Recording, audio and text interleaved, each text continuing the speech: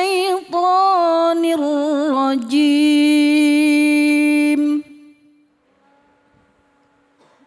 بسم الله الرحمن الرحيم.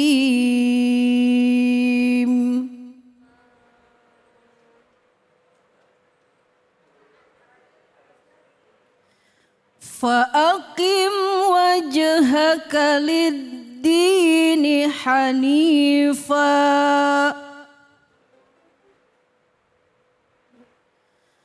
فطرة الله التي فطر الناس عليها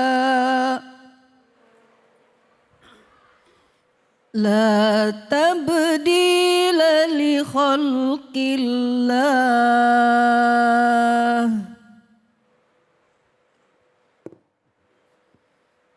ذلك الدين القيم ولكن أكثر الناس لا يعلمون.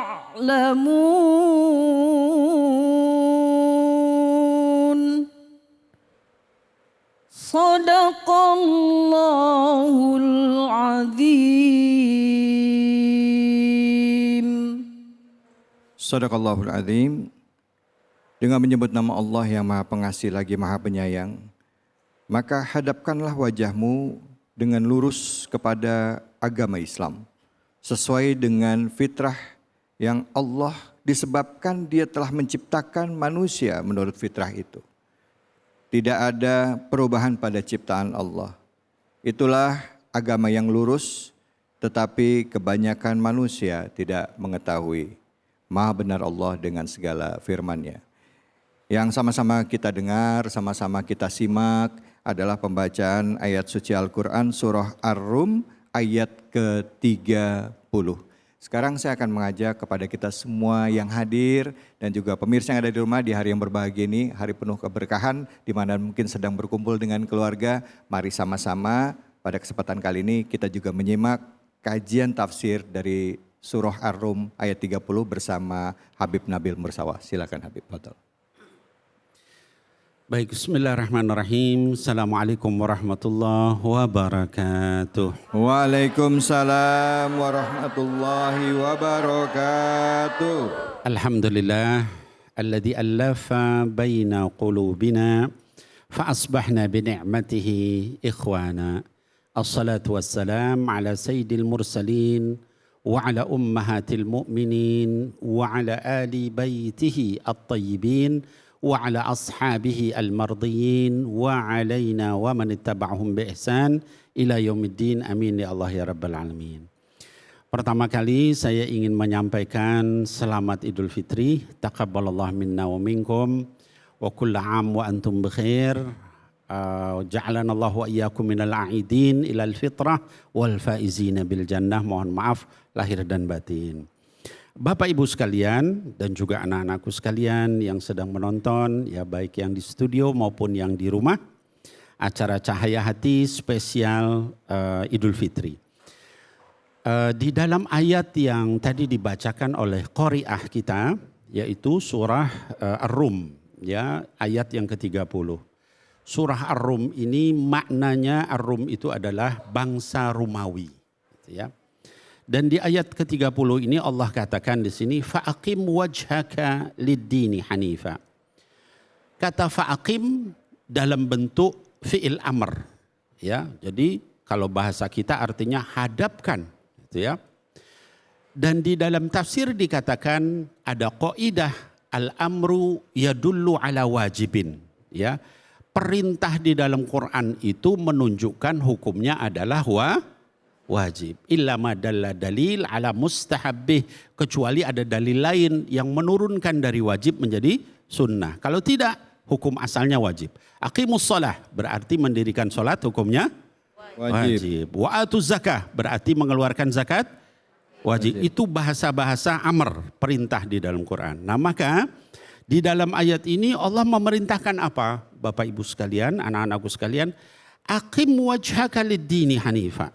Kalau kamu menghadapkan wajahmu ke dalam Islam itu, hadapkan wajahmu itu dengan lurus, kata Allah Subhanahu wa taala. Jangan belok-belok, jangan ragu-ragu, jangan setengah-setengah, ya. Wajib kalian semua itu aqim wajhaka, luruskan, ya, hadapkan wajahmu itu kepada Islam hanifa, dengan lurus, ya. Ad-din di situ artinya Islam karena ada alif lam ta'rif, ma'rifah. Kalau din saja nakirah artinya agama-agama, ya. Kalau sini ad-din berarti Islam. Hanifah. Kenapa? Fitratullah allati fataran nasa 'alaiha. Karena Islam itu adalah agama fitrah. Agama yang sesuai dengan kemanusiaan setiap manusia, ya. Allati fataran nasa 'alaiha, yang Allah sudah tetapkan manusia itu berada dalam fitrah itu. Nanti tentang fitrah saya akan jelaskan, ya. Lalu kata Allah, la tabdila li khalqillah. Enggak ada perubahan di dalam ketetapan Allah Subhanahu wa taala. Sampai hari kiamat, dari sejak dulu sampai hari kiamat, Islam itu akan tetap relevan. Islam itu akan tetap aktual. Islam itu akan tetap update sampai hari kiamat nanti, ya. Dzalika dinul qayyim. Inilah agama yang lurus, kata Allah.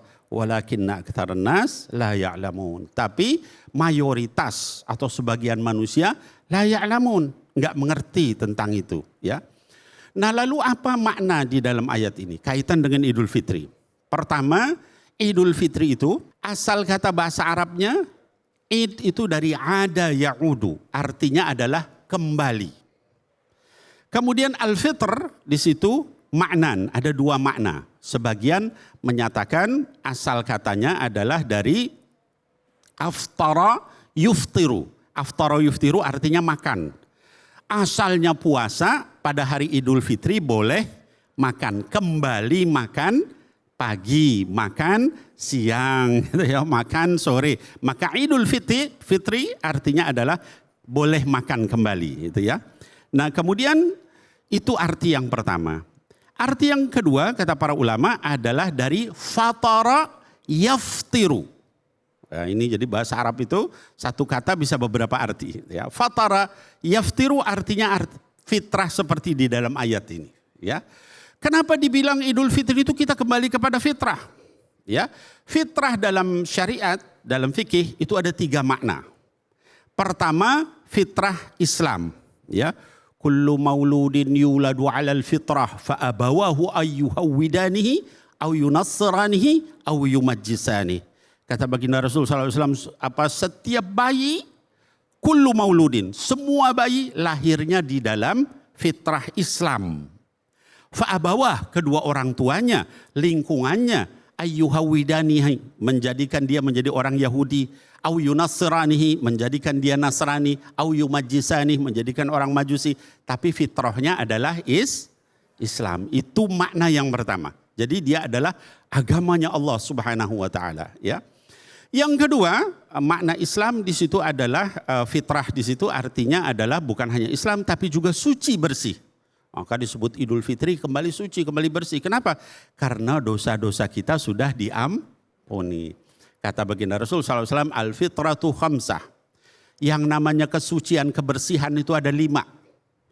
Pertama al-khitan, yaitu dihitan. Tahu dihitan, Bu? Disunat. Nah, itu menunjukkan bersihnya Islam. Kalau tidak disunat, maka kotor. Kita mau dibersihin kayak apa, kemana-mana bawa kotoran. Subhanallah, itu agama fitrah, ya. Kemudian kata baginda Rasul SAW, tadi al-fitratu khamsah. Apa kesucian, kebersihan itu ada 5 hal. 1 khitan. Yang kedua al-istihdad. Mohon maaf Bapak Ibu sekalian karena fikih harus saya sampaikan. Istihdad itu artinya mencukur bulu kemaluan. Ya, di dalam hadis dikatakan jangan biarkan lebih dari 40 hari. Ya, luar biasa, ini belum ada kedokteran zaman itu 1400 tahun yang lalu. Itu zaman orang masih perang sesama mereka, perbudakan. Rasul sudah bilang cukur bulu kemaluan. Masya Allah. Ternyata zaman sekarang kedokteran menyatakan itu sarang penyakit kalau nggak dibersihkan. Ya keringat, bakteri, segala macam ada di situ. Maka al-istihdad. Subhanallah, ini sesuai dengan fitrahnya Islam itu bersih. Kemudian natfu al-ibat. Natfu al-ibat itu yang ketiga artinya mencabut bulu ketiak, mohon maaf ya, karena fikih harus saya sampaikan ya. Mencabut bulu ketiak. Ini juga tempat bakteri juga di sini gitu ya. Jadi hal-hal yang kotor-kotor itu udah dari dulu, belum ada kedokteran, kesehatan, macam-macam. Itu Islam sudah mengajarkan kita membersihkan karena ini agama fitrah. Agama yang sesuai dengan fitrah manusia. Ya. Kemudian yang keempat, kata baginda Rasul SAW, wa taqlimul adhafir, memotong kuku. Bayangin nih, zaman dulu udah disuruh kita motong kuku. Sekarang ada yang kukunya panjang-panjang gitu kan, ya. Seperti apa Bu? Seperti harimau. Ya. Islam jauh-jauh hari sudah bilang 40 hari itu potong kuku kita, ya. Sebulan sekali berarti, ya. Jangan sampai lebih dari 40 hari. Itu menunjukkan Islam itu suci, bersih, ya. Kemudian yang terakhir, nah ini khusus bapak-bapak, kalau ibu-ibu nggak ada, ya.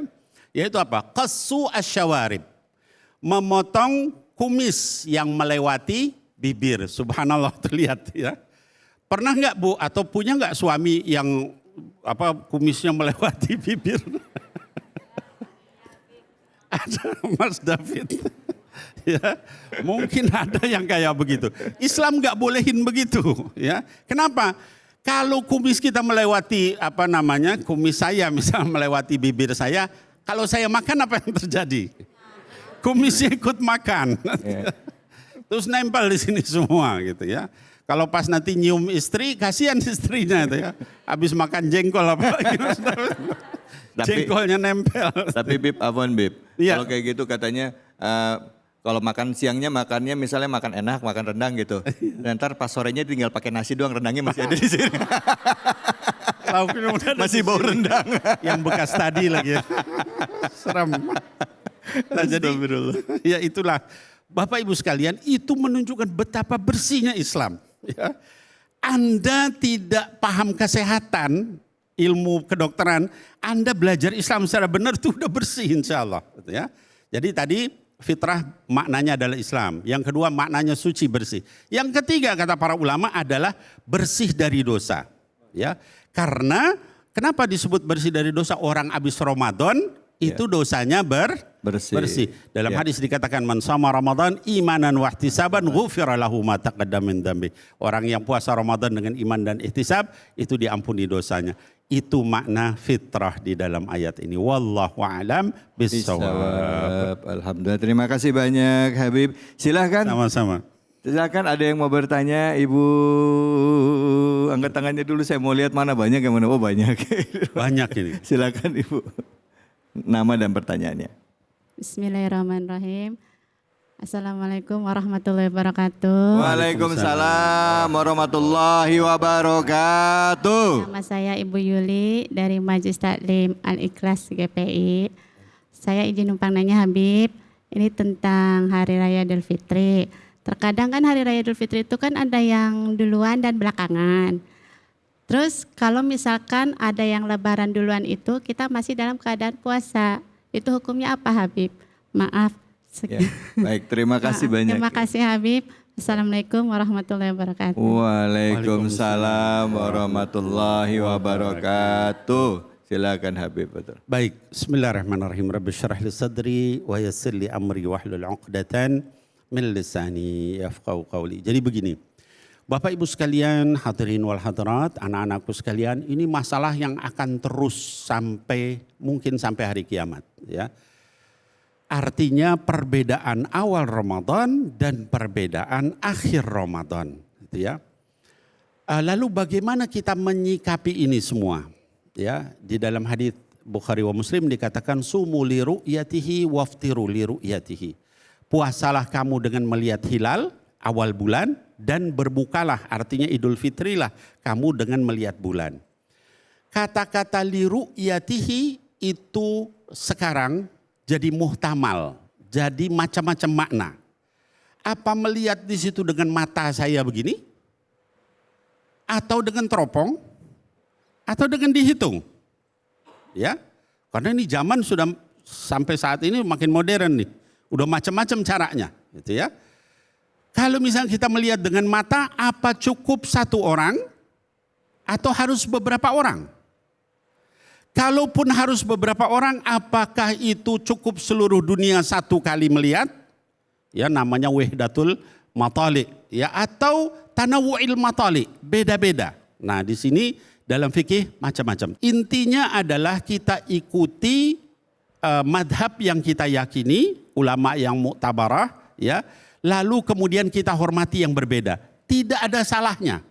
Saya misalnya ngikutin pemerintah, gitu ya, maka saya beridul fitri hari ini. Ada yang beridul fitri kemarin, nggak apa-apa. Dia mungkin ngikutin mazhabnya sendiri, ya.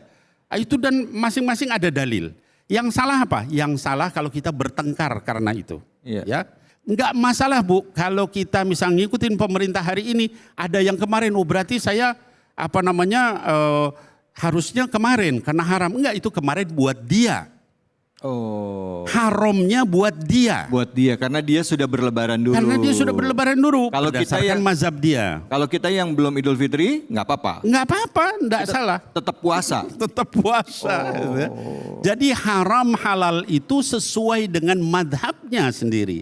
Karena asal mazhabnya benar. Jangan sampai ada yang sebelum Idul Fitri berapa hari udah ini nggak jelas juga mazhabnya. Nah kalau kayak gitu jangan. Tapi kalau yang yang masyhur itu enggak apa-apa, ya. Termasuk apakah kita ikut Masjidil Haram atau misalnya sendiri di sini, itu semua ada dalil.